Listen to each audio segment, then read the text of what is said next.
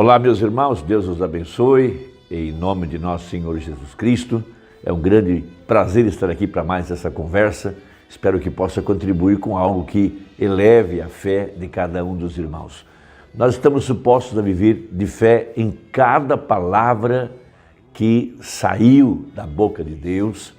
A mensagem do irmão Brana, de acordo com Malaquias 4, versos 5 e 6, precisamente foi para restaurar a nossa fé na palavra original, na palavra inadulterada, na santa palavra de Deus. Não importa o que dizem os críticos, o que diz a ciência, o que diz a religião, o que dizem os teólogos. Passaremos céus e a terra, mas a sua palavra não há de passar. E temos como muito firmes as palavras dos profetas que profetizaram sobre esses dias. E nós estamos na iminência, primeiro do arrebatamento da igreja e em seguida do grande julgamento de Deus sobre a terra, o que é chamado na Bíblia de a grande tribulação. Nós estamos no que diríamos uma pré-tribulação. Julgamento de Deus já está caindo sobre a terra desde 1964, quando o profeta jogou a pedra para o ar lá em cima das montanhas, e houve aquele grande estrondo que veio cortando a copa das árvores, cortando as pedras. E logo em seguida, 3 dias depois, um grande terremoto que quase afundou o Alasca. Esse foi a 7ª taça jogada no ar.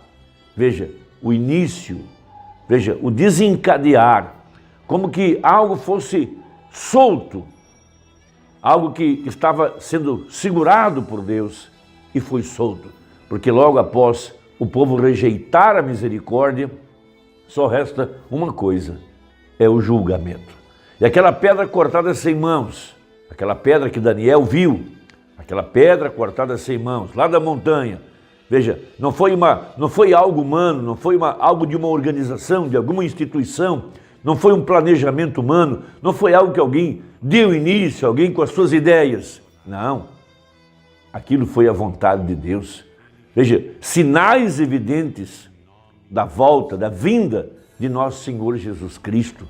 Veja, quando algo está prestes a acontecer, Ele envia seus sinais. Veja, e sinais escriturísticos.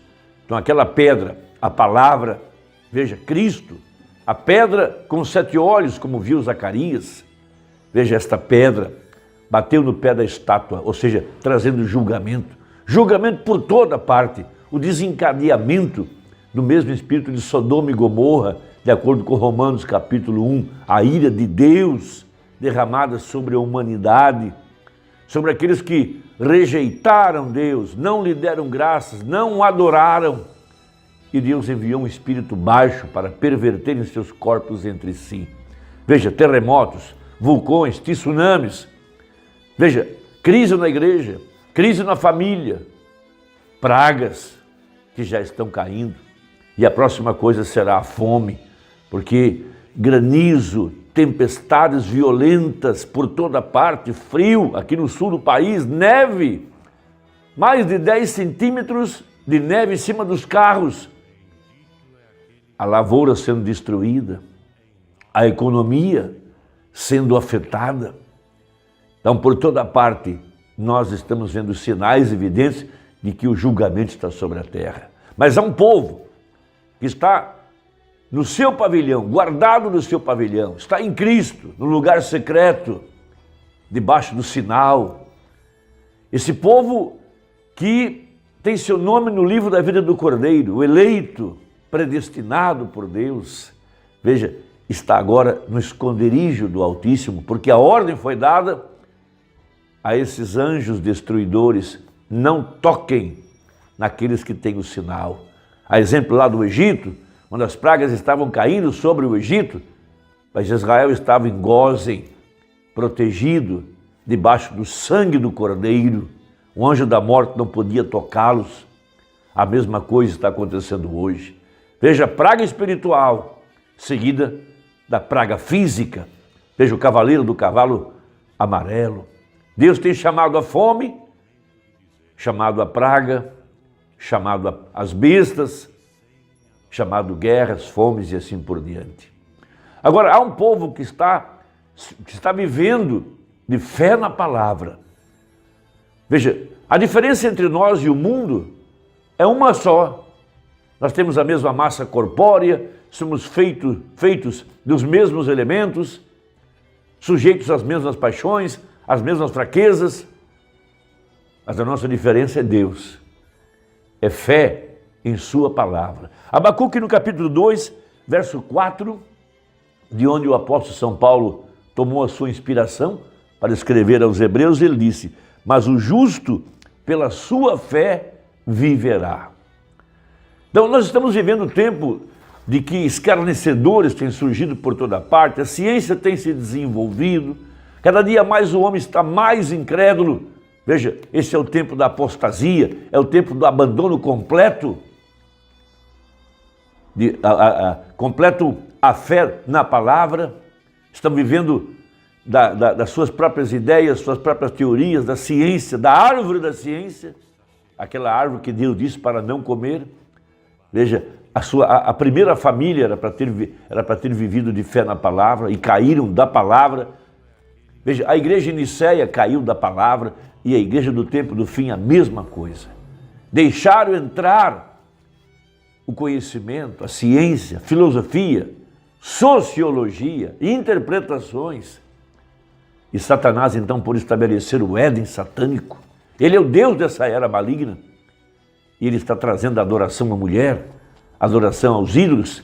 As famílias estão entregando seus filhos para serem sacrificados aos ídolos, como no passado. Você fala, como, pastor? Sim, entregando as suas crianças às redes sociais, à informática, à informação, aos meios de comunicação, entregando suas crianças nas mãos de Satanás, e o diabo está colocando nelas sua marca, a marca da besta, porque a marca da besta é uma coisa só, é não ter o Espírito Santo, e eles estão sendo marcados diariamente com a marca da besta.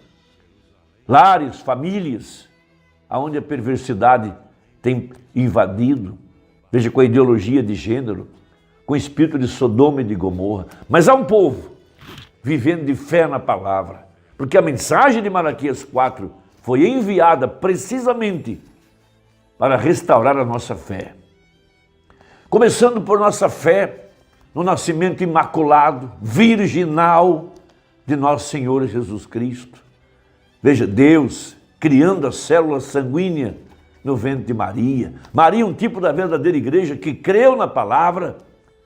Ela não discutiu, ela não arrazoou, ela simplesmente disse, seja feita conforme a tua vontade. Cumpra-se em mim, de acordo com a tua palavra. Maria, um tipo da verdadeira igreja. Ela não esperou estar positiva. Não foi na farmácia fazer um teste, não. Ela saiu dando testemunho. E quando ela foi na casa de sua prima Isabel, por 3 meses, não tinha sentido nenhum mover da criança em seu ventre, mas quando ela ouviu a saudação de Maria, a criança vibrou, mexeu em seu ventre. E Isabel disse, de onde vem a mim visitar a mãe do meu Senhor? Que revelação tremenda! Ela sabia que ali estava Emanuel, dentro de um ventre de uma virgem, de acordo com Isaías. Fé na palavra, é tudo que você precisa, irmão. Você não necessita de outra coisa, precisa de fé na palavra e confessar essa fé. Então, abordando nessa mensagem a ressurreição de Lázaro, ele fala uma coisa muito importante sobre fé, porque às vezes as pessoas se desanimam por causa dos sintomas, por causa de incredulidade, por coisas que acontecem ao seu redor e não podem viver dessa fé perfeita. A fé perfeita, ela está baseada totalmente no que diz a palavra. Não o que diz emoções, não o que dizem os sonhos, não o que dizem as imaginações, o arrazoamento, não o que dizem as pessoas, mas é fé na palavra. Então, no parágrafo 19 dessa mensagem, a ressurreição de Lázaro, citando o nascimento virginal de Jesus Cristo e a fé que temos nesse nascimento. E também, veja, ele disse, Deus é o Criador e Deus, o Criador, criou uma célula sanguínea no ventre de Maria. Veio do Pai, a qual é Deus, por nascimento virginal, e esse é o Filho de Deus que amamos e estimamos hoje. Quem morreu e deu seu sangue no Calvário, para que possamos ter a remissão dos nossos pecados e a cura do nosso corpo. Ponto. É tudo isso que eu preciso, nada mais. Fé no sangue derramado no Calvário, fé de que aquele sangue foi derramado para a cura do meu corpo. Uma fé simples assim. Essa é minha fé no Evangelho de Cristo. Agora eu creio de todo o meu coração. Veja que coisa interessante agora. Se hoje, se tivéssemos uma chamada de altar nessa cidade hoje, e 10.000 pessoas viessem a Cristo,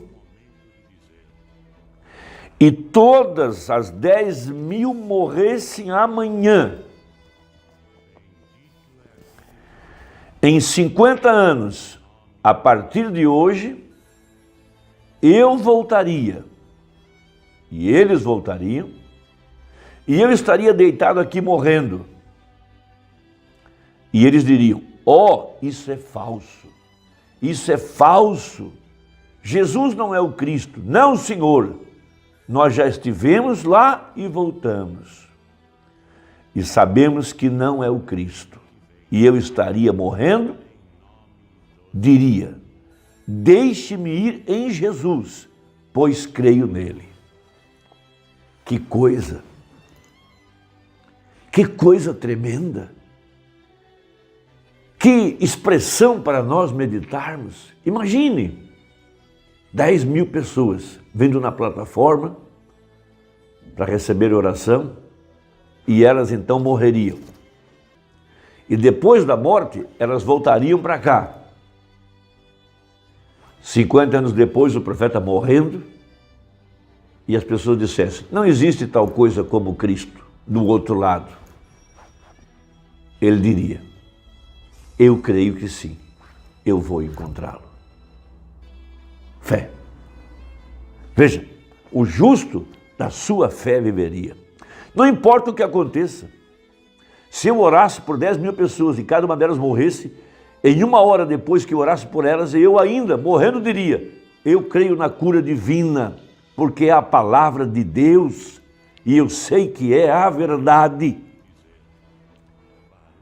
Irmão, quando você pode crer nessa verdade bíblica, viver na presença dessa Bíblia, na presença dessa mensagem, como Davi viveu na presença da arca, reverenciando, adorando ao redor da arca, como nós estamos adorando ao redor dessa mensagem, ao redor dessa Bíblia, crendo na presença gloriosa da glória da Shekinah, e não importa o que as pessoas façam ou digam, é quando você verá a glória de Deus. Então veja, essas teorias não mudam a palavra de Deus. Não, Senhor, a palavra de Deus é eternamente verdadeira e é certa. E nossa fé está baseada ali. Eu não sou salvo hoje porque desci ao altar e chorei. Sou salvo porque a palavra de Deus me diz que sou salvo. Vê? Satanás pode me chicotear em qualquer lugar sobre como você se sente. Mas eu creio nisso porque Deus disse assim e eu o aceitei com base em sua palavra. Foi assim que fui salvo, eu criei e confessei. E então os resultados aparecem. Mas primeiro sou salvo porque a palavra de Deus ensina que sou salvo. Veja, é assim que você é salvo. Se você é salvo, Satanás pode açoitar você com suas ideias e coisas, mas não pode trapacear a palavra de Deus. Jesus disse, está escrito, e isso resolveu tudo. Está escrito nas Escrituras. Esta é a fé que devemos ter, amados. Essa é a fé vencedora. Não olhe para seus sintomas, não olhe para as pessoas ao seu redor, não olhe para o relatório do médico. Nessa hora você pode estar no hospital, me ouvindo aí, talvez com uma doença que para o médico é incurável, mas não escute esse relatório. Escute a palavra. Eu sou o Senhor que te sara, eu sou o Senhor que te curo, de todas as tuas enfermidades. Crê no Senhor Jesus Cristo e será salvo tu e tua casa. Que fé maravilhosa que essa mensagem traz para nós. Viva na presença dela, como Davi viveu na presença da arca, adorando, cultuando, reverenciando. Para Davi, a arca era a presença de Deus. Para nós, essa Bíblia e essa mensagem é a presença de Deus nas nossas casas, na nossa vida, no nosso lar, na nossa igreja. Deus te abençoe. Até a próxima. Foi um grande prazer. E deixe o seu comentário. Eu gosto muito de ler ele. Deus te abençoe. Em nome de Jesus. Amém.